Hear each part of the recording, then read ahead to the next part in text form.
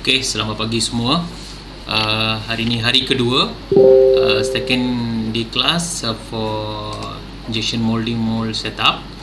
So tanpa membuangkan masa, saya ingin teruskan dengan kita punya kelas. So sebelum tu saya harap you all dalam keadaan sihat. During the pandemic, ramai yang rasa makin lama makin teruk kan dia punya suasana di Malaysia, keadaan COVID. So harap awak semua dalam keadaan selamat.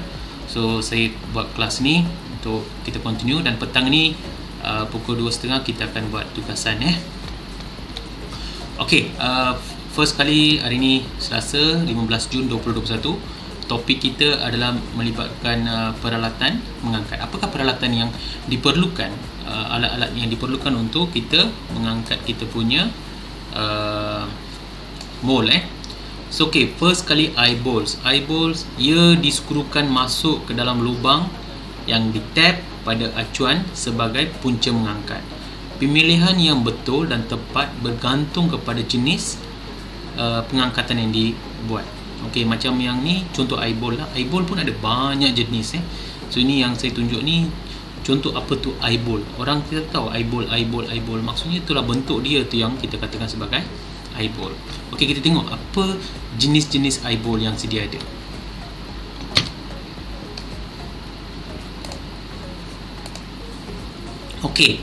Yang first kali dynamo eyeball. Dynamo eyeball mempunyai mata yang luas untuk mencangkuk hook secara terus. Yang ni gambar yang sedia ada ni kita sebut sebagai dynamo eyeball.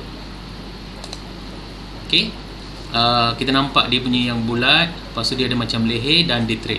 Yang ni kita sebut sebagai dynamo eyeball. Dia punya mata mata yang luas untuk mencangkuk dan hook secara terus. Jenis yang kedua, service eyeball. Service eyeball ni bentuk dia macam ni, panjang So yang mempunyai mata yang lebih kecil, dia punya mata ni kecil sahaja daripada dynamo, banding dengan dynamo dan digunakan bersama shackle. Ni yang panjang ni kita panggil shackle lah nut dengan bowl service eyeball, nama dia service eyeball. Jenis yang ketiga, eyeball with link. Ni eyeball, ini dia ada link ada link ni kita panggil sebagai eyeball with link. Link dipasang tetap pada eyeball. Maksudnya benda ni dah masa kita manufacture kat kilang, benda ni dah buat sekali. So eyeball with link ni jenis yang ketiga, kita sebut eyeball with link. Seterusnya ini eyeball with collar. Nampak ni dia punya collar collar ada dua, eyeball with collar dengan nut, dan ni eyeball.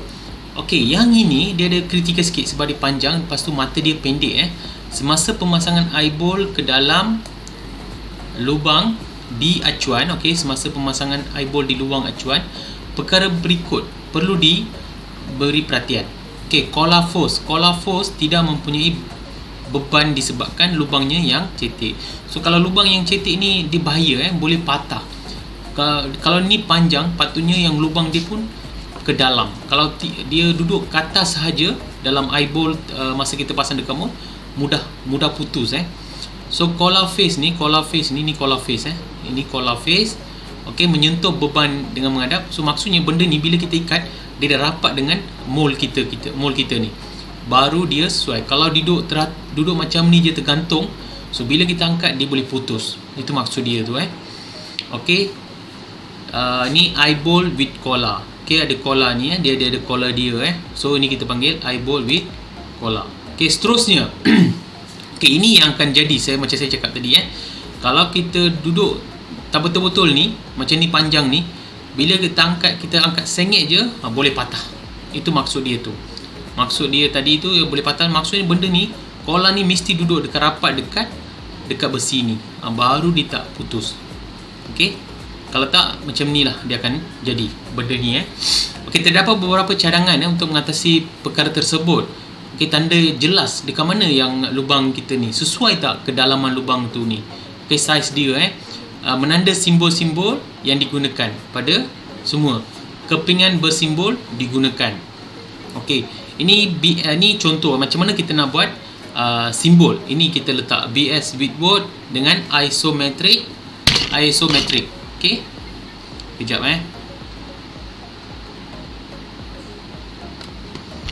Alright. So ini yang peralatan mengangkat. So ini isunya. Kalau kita tak betul eyeball ni tak betul, so dia boleh patah. Dia boleh patah terus. Okay.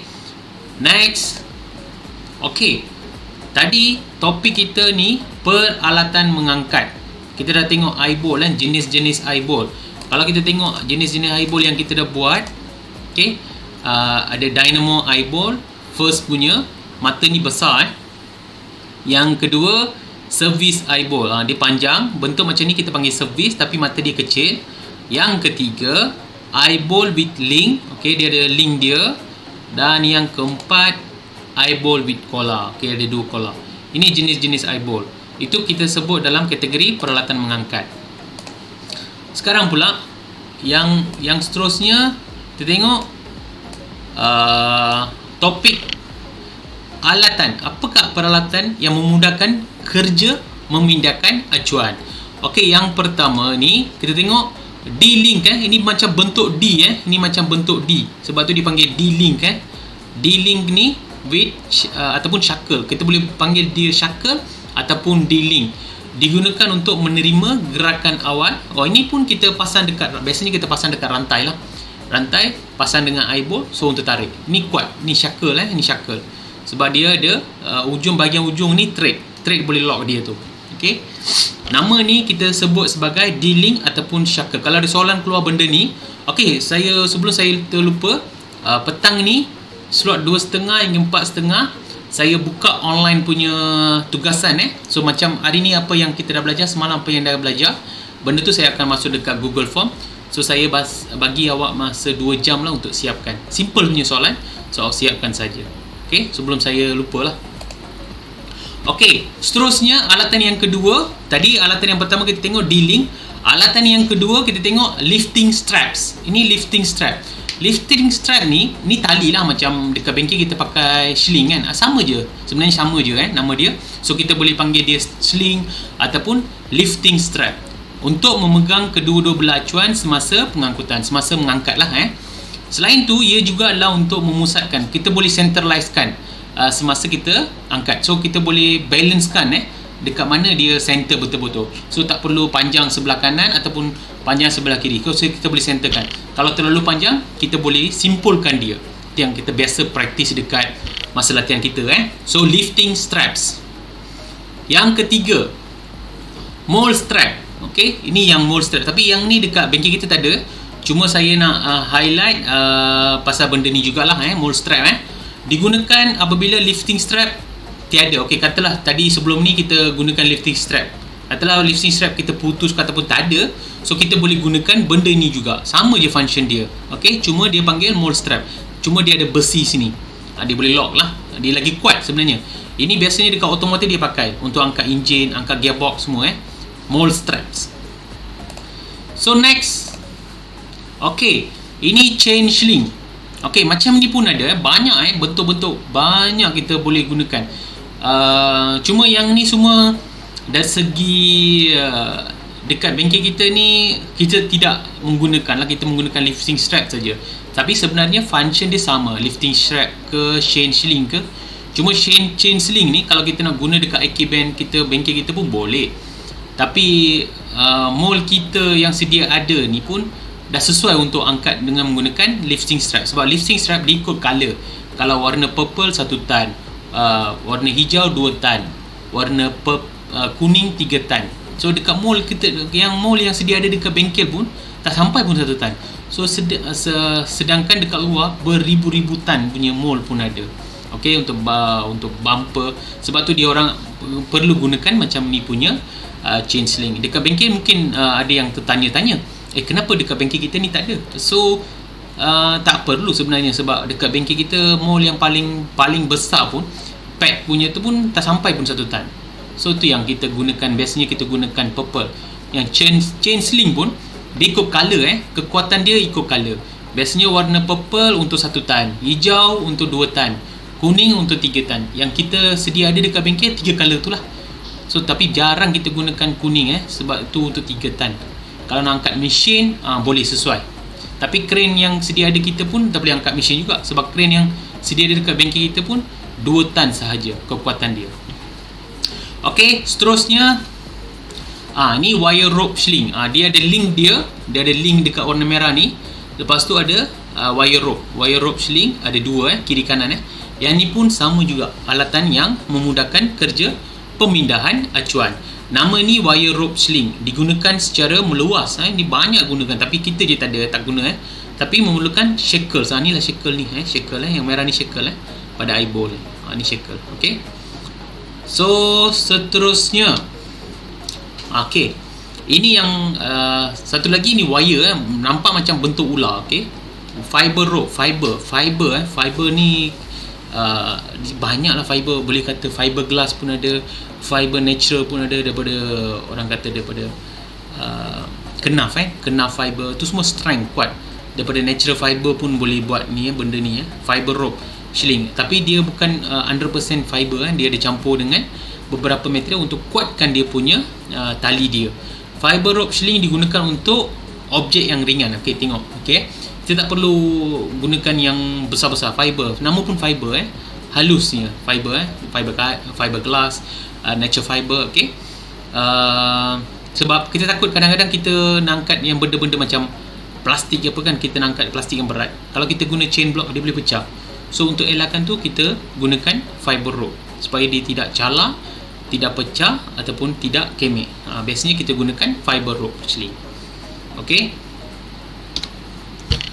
alright. Sebelum pergi ke topik seterusnya, ini kita dah pergi ke mobile.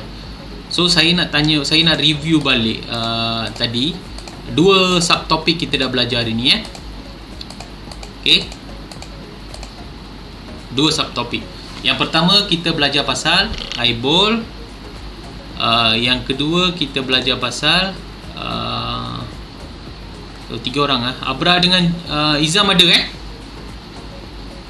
So saya ulang balik, ini eyeball. Okey, peralatan yang kita biasa kita dekat bengkel kita pun ada eyeball eyeball ni. Okey, so banyak jenis eyeball sebenarnya ada. Okey, saya tunjuk yang jenis-jenis eyeball. Eyeball yang pertama kita sebut sebagai dynamo eyeball. Ni macam ni, bentuk macam ni, kita sebut dynamo eyeball. Ini dekat bengkel kita banyak banyak yang bengkel kita boleh katalah semua kita menggunakan eyeball jenis dynamo. Inilah dynamo eyeball. Yang kedua, ni service eyeball. Dia panjang sikit, dia punya leher ni panjang sikit lepas tu straight. Okey, dia punya mata ni kecil sikit berbanding dengan yang dynamo mata dia besar. Okey, ni service eyeball. Yang ketiga kita panggil eyeball with link. Okey, dia ada satu lagi link macam oval shape ni So yang ni untuk pegang. Dan last kali kita ada eyeball dengan collar. So ada collar ada 2 collar ni eyeball. Seterusnya kita tengok benda-benda yang kita gunakan. Ni ring ring ini besi tau, macam nampak macam getah, sebenarnya besi besi untuk kita nak angkat apa-apa barang ataupun peralatan menggunakan crane. Ni sebagai hook crane Pertama ring, kedua D-link. Ini D-link bentuk macam D-link ataupun kita boleh sebut sebagai shackle. Ini semua support dengan eyeball kita Yang ketiga ni yang kita biasa gunakan dekat bengkel kita lah, lifting straps ataupun tali. Ataupun kita boleh sebut juga sebagai sling. Okey, SLING seterusnya mold strap. Mold strap pun kita boleh guna. Kalau kita tak ada lifting strap, kita boleh gunakan mold straps. Yang ni sama juga, fungsi sama macam lifting strap dengan mold strap, cuma ini adalah fully besi besi, semuanya besi. Ini kita sebut chain sling. Next, ini pun sama, wire rope, tapi kita ada shackle dekat sini. Atas ni ada shackle over dengan wire rope. Ini kita sebut sebagai wire rope sling. Dan last kali, fiber rope sling. Ini fiber Ini untuk macam saya cakap lah tadi, semua kita nak gunakan untuk mengangkat benda-benda yang tidak mudah rosak dan untuk ringan sahaja. Kalau yang berat biasanya kita gunakan wire rope sling lah, yang buat daripada besi. Okey, ini peralatan yang dipindahkan. Okey, next pula, okey, saya nak cerita pasal mobile pulley block. Mobile pulley block ni sebenarnya ada 3 jenis 3 jenis mobile. Ini biasa kita nampak lah dekat kalau kita ada telaga dekat rumah, air pergi, biasanya kita gantung tali dekat sini, kita tarik kan. Ini kita panggil rope pulley block. Ini namanya rope pulley block. Okey. Yang kedua pula, ini end chain block. Okey, ini gantung dekat atas besi ni, lepas tu kita hook ni kita sambung, contohlah sambung dekat mold kita. So kita pakai rantai ni, kita tarik. Sebab tu disebut hand chain block. Dan jenis yang ketiga, power chain block. Power chain block maksudnya kita gunakan kuasa elektrik. Macam dekat bengkel kita lah yang kren merah tu. So kita pakai remote control kan, kita tekan atas bawah, benda ni akan bergerak secara sendiri. Yang ni kita menggunakan kuasa manual, kuasa manusia lah, manusia yang tarik. Yang ni menggunakan elektrik. Ini sebut sebagai power chain block, end chain block, rope pulley block. So 3 jenis chain block. So rasa mudah simple. Saya hari ni tunjuk gambar-gambar dengan jenis apa nama dia tu. Itu sebenarnya kelas kita Okay, next. Okay, ni topik yang seterusnya, mobile lifting equipment. Mobile lifting equipment Okay, ini dekat bengkel kita ada hand operated hydraulic crane. Hand operated hydraulic crane. Dekat sini pun kita ada. Inilah yang kita sebut sebagai chain sling Nampak chain sling. Dekat sini semua besi, rantai So ini hydraulic. So dekat sini kita ada dia punya pump. So kita menggunakan rope ni, tali ni yang panjang ni, rope ni, kita pump, crane ini akan bergerak. Sebab tu dia disebut sebagai hand operated hydraulic crane. Maksudnya kita yang kena pump supaya crane ni boleh bergerak. So ini maksimum 2 tan ataupun 3 tan sahaja Kalau nampak gambar ni dekat bengkel kita ada yang warna merah ni, sama warna color hand operated hydraulic crane. Yang ini pula biasa dekat bengkel kita tak ada. Bengkel kita tak ada forklift. Tapi kalau kita nak guna forklift, kita nak angkat apa-apa barang, so dekat fork dia tu kita kena pasang attachment ni. Nampak warna kuning ni, kita kena pasang attachment ni. So nama dia kita sebut sebagai forklift truck attachment. Ni forklift, ini forklift truck punya attachment. Ini chain sling, nampak chain sling yang rantai ni. Ini semua kita sebut sebagai chain sling. Kadang-kadang kita tengok dekat kita punya kilang biasa-biasa ni, dia tak pakai pun kuning ni. Dia terus gantung tali dekat fork ni, lepas tu dia angkat. Boleh, kadang-kadang dia boleh tergelincir benda ni So untuk elakkan benda ni, so dia ada lock, dia boleh lock kita punya fork ni kiri kanan. Lepas tu kita pasang attachment ni, so kita boleh angkat. Ni lagi selamat. Forklift truck attachment yang warna kuning. Dan yang last kali ni scissor lift, ataupun kita boleh sebut sebagai mold trolley. Dekat bengkel kita ada yang warna biru tu, yang 2 biji tu. Okey, scissor lift. Okey, mold ni boleh naik dan turun. Okey, ini kita sebut mobile lifting equipment. Next, apa dia punya topik? Okey, jenis-jenis clamp. Ni yang you all pasang dekat mesin bila nak pasang mold, you ikat dengan mold tersebut dekat platen. Inilah ada 4 jenis clamps 4 jenis clamp. Okey, yang pertama yang warna putih ni kita sebut sebagai standard clamp. Standard clamp ada bolt, ini dia punya clamp punya surface, washer, ini dia punya spacer. Okey, standard clamp. Okey, yang kedua dia nampak macam bentuk U ni U ni kita panggil sebagai fork. Macam garpu lah, bentuk garpu fork clamp nama dia. Yang ketiga offset clamp. Offset clamp dia ada lubang tengah-tengah ni, ujung ni dia ada macam ada satu bonjol. Yang ni kita sebut sebagai offset clamp. Dan biasa yang kita guna dekat bengkel, inilah yang biasa kita pakai T-bolt clamp. Yang benda ni ujung kita boleh pasang. T-bolt clamp nama dia. Okey, T-bolt clamp nombor 4. So jenis-jenis clamp ada 4. Standard clamp, fork clamp, offset clamp dan T-bolt clamp. Okey ke?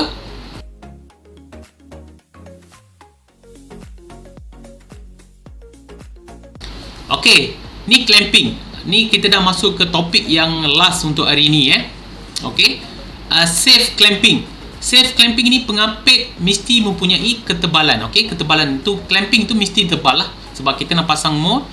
So sekurang-kurangnya dia sama besar dengan kita punya mold backplate ataupun lebih besar daripada mold backplate untuk menerima tekanan. Kedua, packing piece mestilah mempunyai ketebalan yang sama. Okey, macam saya cakap lah, ketebalan yang sama dengan kita punya mold bolster. Okey, mold bolster tu saya tunjuk lepas ni ada gambar. Apa tu mold bolster? Jarak bol mestilah sama di antara bolster dengan packing piece. Okey, apa tu bolster dengan packing piece? Kejap lagi saya tunjuk gambar dia okey, nampak. Okey, ini bolster. Tempat kita ikat ni yang macam bentuk L ni, kita sebut sebagai bolster. Yang tempat kita letak dia punya spacer ni kita sebut sebagai packing piece. Okey, gambar-gambar ini ada 5 gambar sebenarnya. Ini gambar yang saya tunjuk ni, gambar 1 dengan gambar 2. So seterusnya ada gambar 3, gambar 4 dan gambar 5.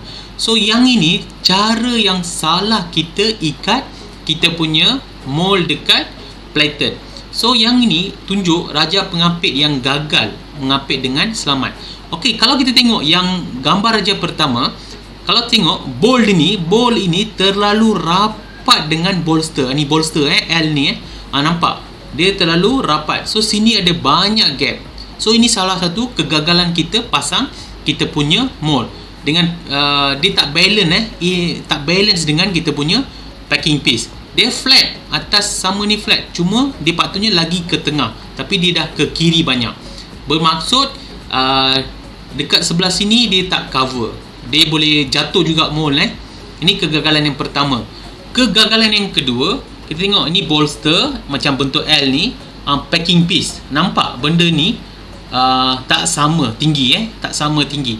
Packing piece terlalu tinggi. Ni packing piece ni terlalu tinggi daripada bolster, menyebabkan permukaan ikatan menjadi kurang. Dia tak kuat lah sebab sini tak balance sini tak balance dan pengapit tidak dapat memegang dengan selamat. So sini dah tegang, so sini dia touch saja tapi sebenarnya dia tak pegang pun. Yang ni boleh jatuh sebenarnya. Okey, ini yang kegagalan kedua. Kegagalan yang ketiga, kita tengok okey, bolster, packing piece dengan bolt. Okey, bolt terlalu rapat pula packing piece. Tadi bolt ni terlalu rapat dengan bolster, tapi yang gambar ni pula dia terlalu rapat dengan packing piece. Ini pun kegagalan. Nampak ni, tak ikat pun, tak kena pun. So boleh jatuh senang senang boleh jatuh kita punya mold bahagian backplate, bolster ataupun namanya bolster. Seterusnya kita tengok okey, ini lagi teruk lah, bolster, packing piece, tapi yang tempat washer ni nampak pengapit yang terlalu nipis. Okey, pengapit yang terlalu nipis akan menjadi melengkung. So benda ni, pengapit ni washer ni kalau terlalu nipis, bila kita ketat dia boleh melengkung ini silap-silap boleh patah, bol pun boleh patah. Ini satu kegagalan lagi. Dan last kali, okey, kita nampak packing piece okey, keadaan packing piece tinggi. Okey, keadaan packing piece tidak cukup tinggi. So ini pun menyebabkan dia boleh gagal gagal sebab ini boleh tak kena pun ni, di sebelah sini tak kena pun, so boleh jatuh. Okey, ini kita punya kelas hari ni.